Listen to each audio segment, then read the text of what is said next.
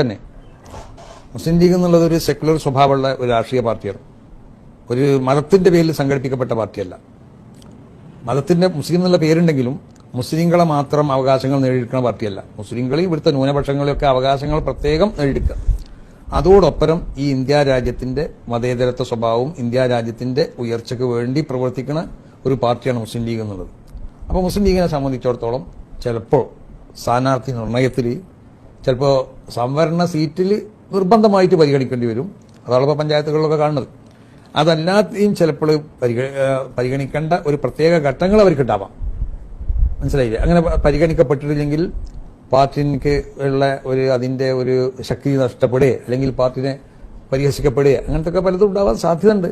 അപ്പൊ ആ നിലക്ക് പരിഗണിക്കപ്പെടേണ്ട ചില സന്ദർഭങ്ങളിൽ അവർ പരിഗണിച്ചാൽ അതൊരു തെറ്റാണെന്നൊന്നും പറയാൻ പറ്റൂല. അത് അവരെന്നോടും ചോദിച്ചിട്ടുണ്ടായിരുന്നു.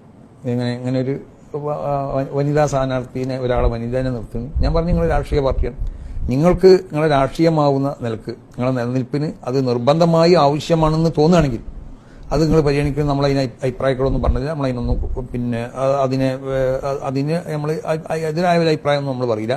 കാരണം അത് നിർബന്ധമാവണം. ഇങ്ങനെ ഇവർക്ക് പരിഗണിക്കല്, ഇവർ വനിതനെ പരിഗണിക്കപ്പെടണം. ആ പരിഗണിക്കപ്പെട്ടില്ലെങ്കിൽ പാർട്ടിന്റെ ഇമേജ് നശിപ്പിക്കപ്പെടുന്ന നിലക്കുള്ള പ്രസ്താവനകളും മറുപ്രസ്താവനകളും ഒക്കെ ആളുകളിൽ നിന്നുണ്ടാവും. അപ്പൊ അങ്ങനത്തെ ഒരു പ്രത്യേക സാഹചര്യത്തിലായിരിക്കാം മുസ്ലിം ലീഗ്